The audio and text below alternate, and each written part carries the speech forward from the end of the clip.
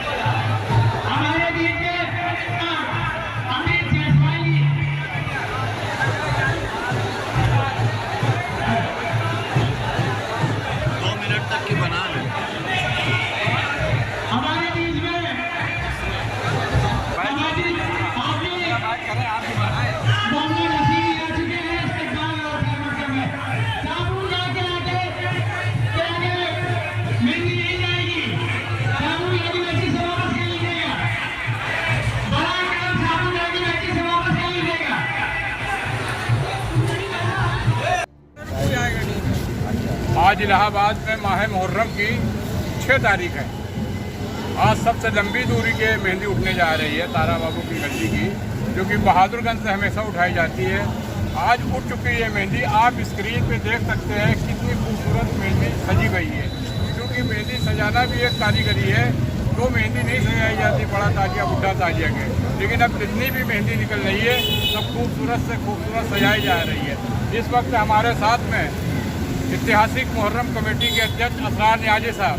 سر، ہم آپ سے جاننا چاہتے ہیں کہ کچھ لوگوں کا کہنا ہے کہ مولوی ملا جو ہے کہ کندھا نہیں دیتے، کیوں اگوائی نہیں کرتے، کیا وجہ ہے کہ چھوٹے چھوٹے لڑکے آپ دیکھ سکتے ہیں اسکرین پہ کندھا دے رہے ہیں، کچھ تو ننگے پیر ہیں، کچھ چپل بھی پہنے ہیں، لیکن 100 عمر کے بچے ہیں۔ سر کیا کہیں گے آپ؟ آپ کی جانکاری میں ہوگا کہ امام عالی مقام کے قتل کے فقرے پہ بھی بہت سی یزیدی مولویوں نے دستخط کیے، لیکن اس قتل جس کو ہم لوگ شہادت مانتے ہیں، اس کے ضمن میں ایک شعر سے میں اپنی بات شروع کروں گا۔ غور سے پڑھ لیجئے تاریخ اٹھا کر، غور سے پڑھ لیجئے تاریخ اٹھا کر، ایک سجدے نے رکھی ہے توحید بچا کر۔ توحید کو بچانا نواسۂ رسول کا فرض تھا، انہوں نے اپنے فرض کو کیا، اور اس سلسلے میں علامہ اقبال نے بھی اپنے اشعار میں اس بات کو پیش کیا ہے، اسلام تیرے دامن میں اس کے سوا کیا ہے، ایک ضرب ید اللہ ایک سجدہ شبیر۔ تو جو آپ نے سوال پوچھا ہے مولویوں کے متعلق یا ایسے لوگوں کے متعلق، چند لوگوں کو چھوڑ کے میں صوفی حضرات پیش ہے جو ایک ہر مذہب میں ایک ریلیجس مرچنٹ کا کلچر آ گیا ہے۔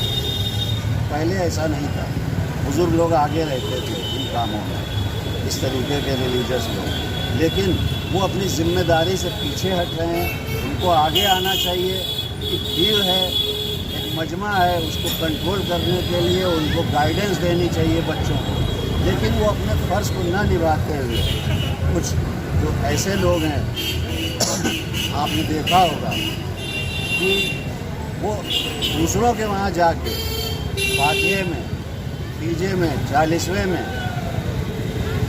اور غوث پاک کے کوثر شریف کی نیاز میں وہ شامل ہوتے ہیں، لیکن اپنے وہاں کبھی نہیں لوگوں کو بلا کے کھلاتے۔ یہ مشاہدے میں آئی ہوگی یہ بات آپ۔ اسی طریقے سے جو یزیدی مولوی ذہنیت کے لوگ تھے اور جو سازش ہوئی امام علی مقام اور ان کے رفقہ کے قتل میں، کوئی کافر نہیں شریک تھے۔ ہاں، یہ ضرور جو لوگ شریک تھے یہ کفر کے مزداق ہیں، جن کو لوگ غلطی سے مسلمان سمجھتے ہیں، اور ایسے ہی جو حکومت کے بااثر لوگ ہوتے ہیں ان کی गलतियों को दबाने के लिए, उनके गुनाहों को दबाने के लिए, उनके पर्दा डालने के लिए इस तरीके के उलमा अज़ादारी के ख़िलाफ़ बातें करते हैं और इस तरीके के, जैसे आपने अभी जिक्र किया मेहंदी का, इस तरीके के जुलूसों को शिर्क व बिदअत बताया करते हैं। जबकि हिंदुस्तान में इसकी तारीख़ है, गरीब नवाज के वक्त से मुहर्रम होता चला आ रहा है। जब से यहाँ इस्लाम आया करीब करीब तब से अज़ादाराने हुसैन इमाम अली मकाम के नाम पे मुहर्रम के महीने में अपनी अक़ीदत का नजराना पेश करते हैं, अपने गम को ज़ाहिर करते हैं और यज़ीदी जुल्म के ख़िलाफ़ एक जो प्रोटेस्ट हो सकता है जुल्म के ख़िलाफ़, टेररिज्म के ख़िलाफ़, उसकी भी वो एक अक्कासी करते हैं। इस जुल्म के ख़िलाफ़ एक पैगाम जाना चाहिए कि किसी भी ऐसी शख्सियत को जो बेगुनाह हो उसको इस तरीके से कत्ल करना, बाकी कह के ये अपनी गलतियों पे पर्दा डालना। जो गासिबाना खिलाफत दी गई थी यजीद को, उसको बचाने के लिए, क्योंकि नवासे रसूल से बड़ी शख्सियत आलम इस्लाम में उस वक़्त कोई नहीं थी और जब तक वो बैयत न करते, उसका ये ख़याल था यजीद का, तब तक मुझे दुनिया नहीं मानेगी। लिहाजा इस बैयत को लेने के लिए उसने जुल्म ढाए, आपको कत्ल करवाया, लेकिन उसकी हार हुई।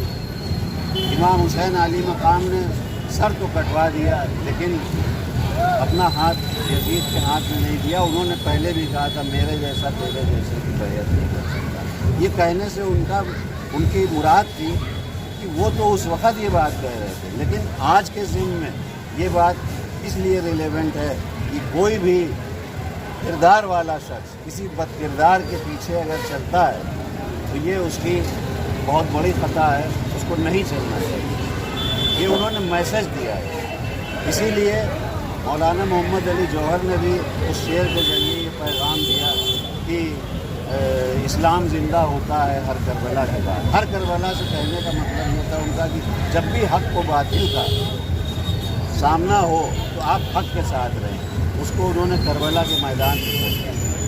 तो इस अय्याम में मुहर्रम में जो हकीकी चाहने वाले हैं, मानने वाले हैं रसूलुल्लाह के, नवासे रसूल के, अहले बैत अत्हार के, वो अपने गम को ज़ाहिर करते हैं, उस जुल्म को उजागर करते हैं और रिलीजियस मर्चेंट किस्म के जो आलिम हैं या मौलवी हैं वो उनकी यजीदी सोच के लोगों पे पर्दा डालने के लिए या उसमें जो और लोग शामिल थे उसके बैकग्राउंड में कुछ, एक तो करबला है और करबला का एक बैकग्राउंड भी है जो पहले से तैयार हो रहा था। उन साजिशों पे पर्दा डालने के लिए वो अपनी कोशिशें करते हैं और इस तरीके के बहाने करते हैं, ये कर लो वो कर लो, लेकिन गमे हुसैन में आप गिरियाजारी न करें, मातम न करें, उनके नाम का जुलूस न निकालें, इसके लिए वो मना करते हैं, तरह तरह के फतवे देते हैं।